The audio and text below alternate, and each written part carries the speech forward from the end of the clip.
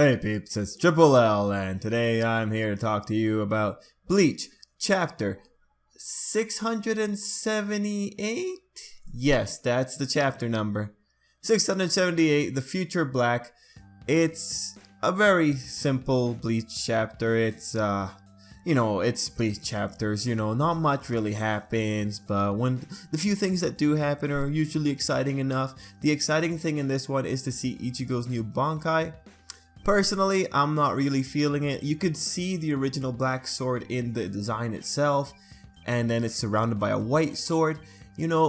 I kind of liked the sleekness of Ichigo's original Bankai. So seeing this new sword, yeah, it's cool, but it's not really that impressive to me. And it clearly isn't that impressive to Juhabak, because what he does in this chapter is ridiculous. And I personally found it really funny. It was that first page, the full page that we see Ichigo holding that sword, and then you go into the second page, right? I thought, manga stream must have taken out the box because it was such a cool page that they kind of wanted everyone to see what was going on. And then I kind of look over to the left and I see, oh wait, what the heck? And so I end up going between those two pages multiple times. Like, peeps, I kid you not, it is a direct copy except for the sword. Everything in those two pages is a direct copy. Do you know how much of a waste of space that is? Like, let's just think about that. That is, yeah, it has the impact of, oh god, that sword's broken. But everything from Ichigo's pose, Ichigo's face, to the smoke surrounding Ichigo and the sword, it's all the same except for the sword itself, which is ridiculous. I'm sorry, but this is what Kubo does. He wastes space a lot of times, even though this time I'm gonna let it go because technically it's there for the moment and I do appreciate the art, but it's a waste of space. Those are 2 pages wasted. And Ichigo's reaction to that, it's all really good, but I'm just enjoying the majority of it between the broken blade and then the broken horn. It was, oh man, it was crazy. I was as confused as Ichigo was during those moments. And the beatdown that he got following that, it's unfortunate. This is an overwhelming power. This is almighty. So it makes sense now. It makes sense that it isn't just seeing the future. It makes sense that it is manipulating the future. So here's what's up. Here's how I'm going to interpret the almighty. Juhabak sees an event, right? So he, say 20 minutes in the future, he decides, okay, this is the future that we're gonna go to from this moment. So say Juhabak's facing Ichigo right then and there, and he says, 20 minutes in the future, Ichigo is going to end up, let's say, 8 feet left. So that's the future he establishes. So over the course of those 20 minutes, it's effectively like that future event conspires and uses circumstance to make Bak and Ichigo reach that moment in time. So it's like Bak sets the goal, and Ichigo and him are pretty much just playing the part till they reach the goal. So Bak, I don't understand how he uses it in the moment, because let's face it, it's kind of a wonky power. It's very wonky, but he ends up with Ichigo's horn. So this is really important. How does he end up with Ichigo's horn? It just ends up there. So there must have been some kind of feature where he just established Ichigo is without his horn, because he says it when it comes to the sword, he attacked from the future. So Ichigo ends up without his horn, let's say 5 seconds from when he has the horn.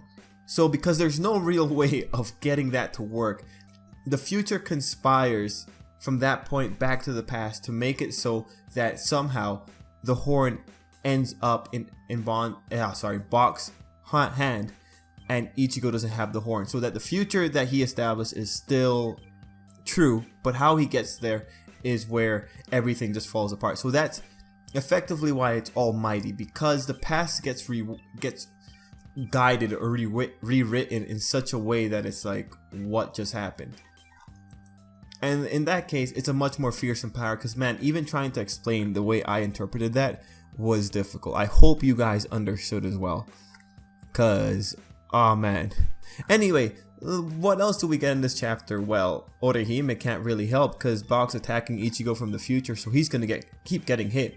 If Bach says, oh yeah, no, Ichigo gets slashed here, it's gonna happen. It's just gonna occur.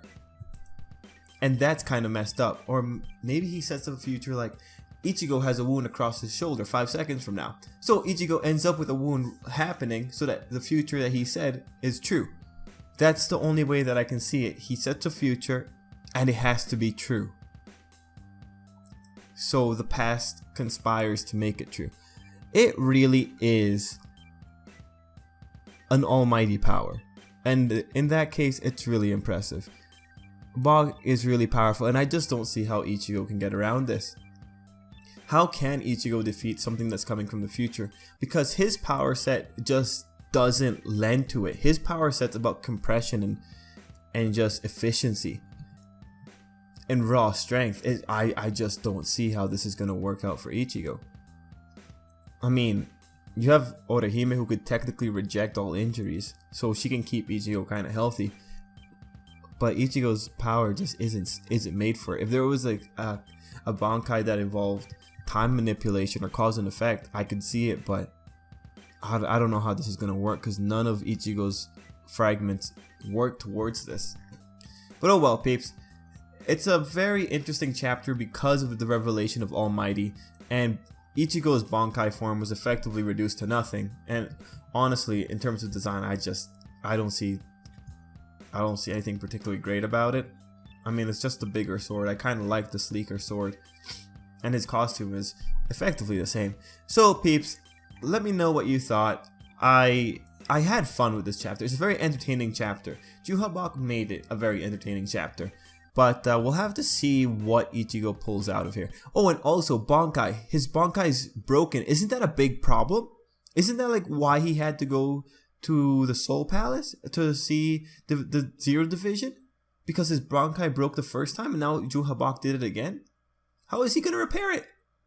But okay. Yeah, that's I guess an answer for next week. Maybe Orihime can reject the damage to the Bankai. I mean, why not, right? But okay, peeps. If I had to say, because of Juhabok just destroying Ichigo, I really liked it. Yeah, I think I'm gonna stick with that one. But okay, peeps, thanks for watching. If you have anything to say, leave it down below. And if you liked what I had to say, well, consider subscribing. I do this almost every week. Bleach is a bit iffy because I sometimes miss the Bleach reviews, but if you like other Shonen Jump series, then I do them.